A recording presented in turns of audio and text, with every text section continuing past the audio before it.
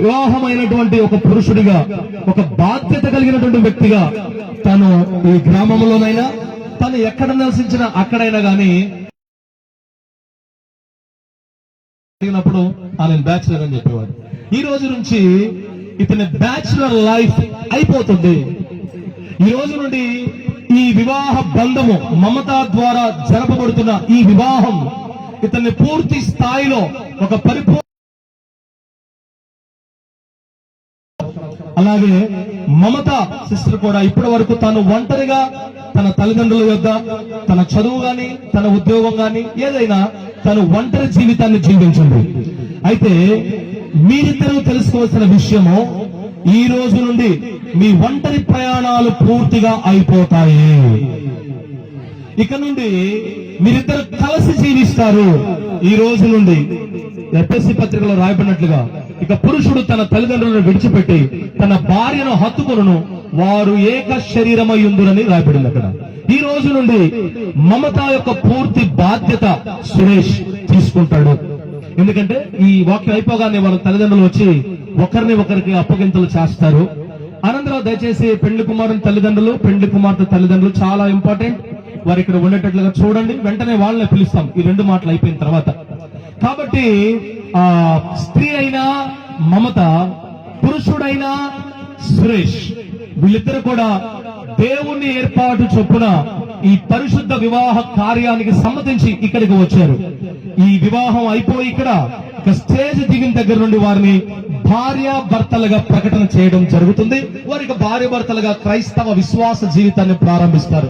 అయితే ఈ వివాహ జీవితంలో సురేష్ జ్ఞాపకం ఉంచుకోవాల్సిన విషయం, ఏ పరిస్థితిలోనైనా నీ భార్యను ప్రేమించి ఆమెకు తోడుగా నిలవబడగలగాలి. ఇప్పటి వరకు వారి తల్లిదండ్రులు ఇచ్చిన సంరక్షణ కంటే ఇక మీదట నీవే ఎక్కువ సంరక్షణగా చూసుకోవాలని దేవుని వాక్యం తెలియజేస్తుంది. అలాగే సహోదరి మమత కూడా నీ తల్లిదండ్రుల యొక్క ఇప్పటి వరకు ఉన్నటువంటి ఈ పరిస్థితిని బట్టి కాకుండా వివాహము అయిపోయిన తర్వాత నుండి ఆమె నీ పూర్తి బాధ్యతలు తీసుకొని సహకారులుగా ఉంటూ ఒకరిని ఒకరు ప్రేమించే విషయంలో, ఒకరిని ఒకరు సహకరించుకునే విషయంలో, ఒకరికి ఒకరు తోడుగా ఉండే విషయంలో, ఏ విషయంలోనైనా తొందరపాటు లేకోకుండా కలిసి చక్కగా ఆదర్శ దంపతులుగా బ్రతకాలన్నది దేవుని ఉద్దేశం. చక్కగా ప్రార్థనకు వెళ్ళండి, వాక్యాన్ని చదవండి, దేవుని యందు భయభక్తులు కలిగి ఉండండి, తల్లిదండ్రులను గౌరవించండి, అత్తమామలను గౌరవించండి, తోటి సంఘములో ఉన్న కుటుంబంలో ఉన్న వారందరినీ ప్రేమించండి, మంచి జీవితాన్ని జీవించుదురుగాక. దేవుడి వాక్యము దీవించి ఆశీర్వదించునుగాక. ఆమేన్. దయచేసి మంచిది. సురేష్ అండ్ మమత లేచి నిలబడాలని ప్రారంభిస్తున్నాను. రావాల్సిన వారందరూ ఇంకెవరైనా ఉంటే రావచ్చు. దయచేసి కొంచెం ముందుకు జరగండి, ముందుకు జరగండి, ముందుకు జరగండి.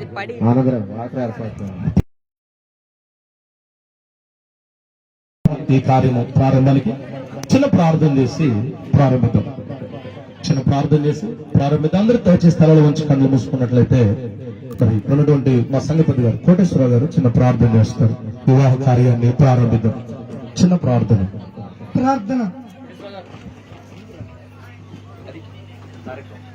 ప్రార్థన. మహోన్నతుడా, మహాగరుడ, పరిశుద్ధుడైన దేవ, సర్వోన్నతుడా, సర్వకృపానిధి, కృపగల తండ్రి, పరిశుద్ధుడు అని నిత్యము కోటాను కోట్ల దూతలతోనూ 24 పెద్దలతోనూ స్థుతింపబడుతున్న దేవా, నీకు వేలాది స్తుతులు, స్తోత్రాలు. నా తండ్రి, నీ యొక్క దయలో, నీ ప్రేమలో, నీ కాపుదలలో ఇప్పటి వరకు నీ యొక్క వాతావరణాన్ని కాచి కాపాడు భద్రపరిచి ఉంచినారు. మీరు వివాహం జరుగుతుండగా మీకు ఆశీర్వాదకరంగా ఉంచి మీ దాసుని నిలబెట్టుకుని మీ దాసునికి బోరుగా ఉండి మాట్లాడించిన విధానం బట్టి మీకు వేలాది స్థితులు, స్తోత్రాలు. నూతన వధువరులుగా నా తండ్రి సురేష్ వెనకాలు మరి జతపరచబడుతుండగా నా ప్రభువా, మీ యొక్క దూతలను కావ్యించండి, మీ యొక్క ఆస్పదాన్ని కుమరించండి. వచ్చినటువంటి పెద్దలను, బంధువులు, మిత్రులు, స్నేహితులను, సమస్త జనులను దీవించి ఈ నూతన దాంపత్యాన్ని కొనసాగించేటట్టు చేయమని వేడుకని ప్రార్థన ప్రార్థన చేస్తున్నాను తండ్రి. ఆమేన్. ప్రార్థించిన సంగపతి గారు కోటేశ్వరరావు గారికి ప్రభు పేరిట వందనాలు.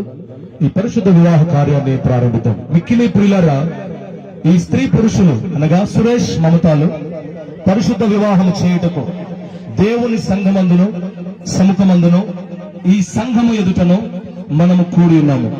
వివాహమనున్నది దేవుడు తానే నియమించిన ఘనమైన స్థితి అయి ఉండి క్రీస్తునకును ఆయన సంఘమునకును గల మర్మమైన ఐక్యమును సూచించుచున్నది.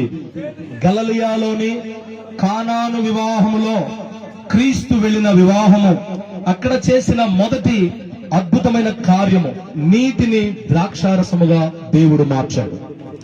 ఆ పరిశుద్ధమైన స్థితిని అలంకరించాడు.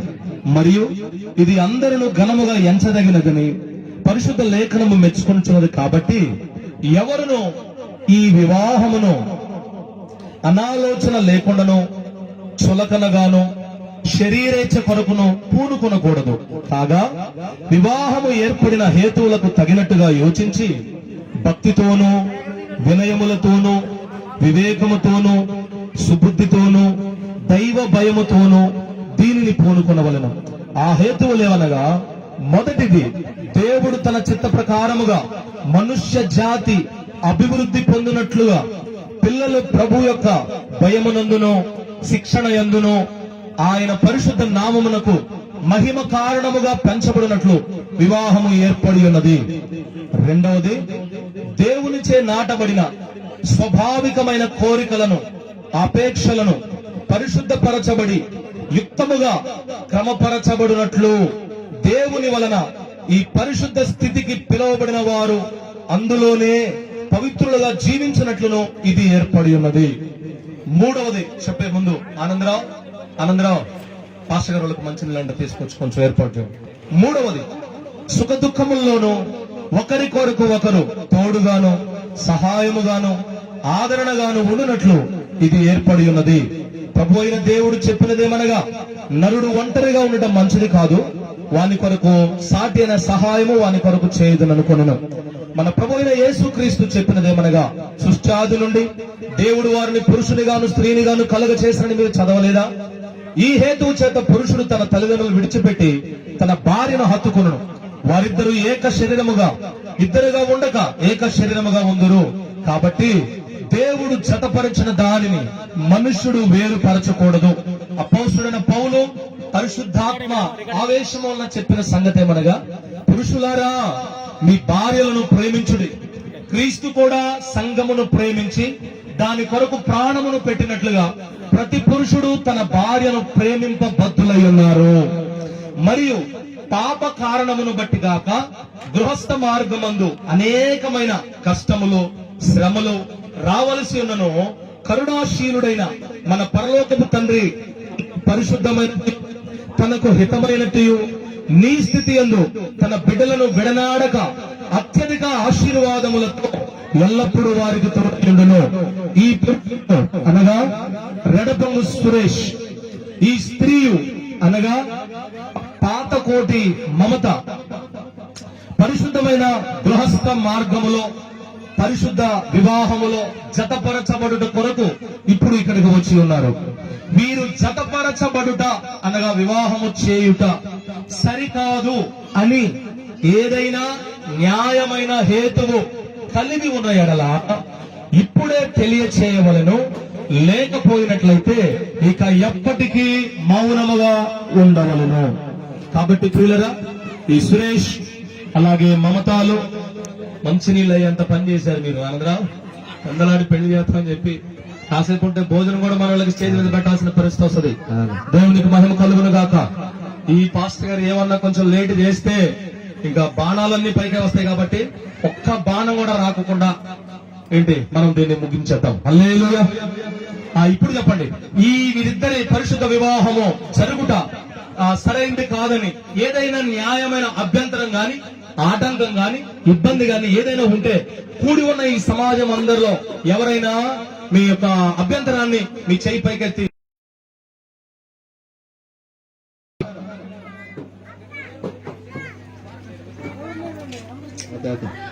అందరికి ఇష్టం లేని తర్వాత కోటేశ్వర గారు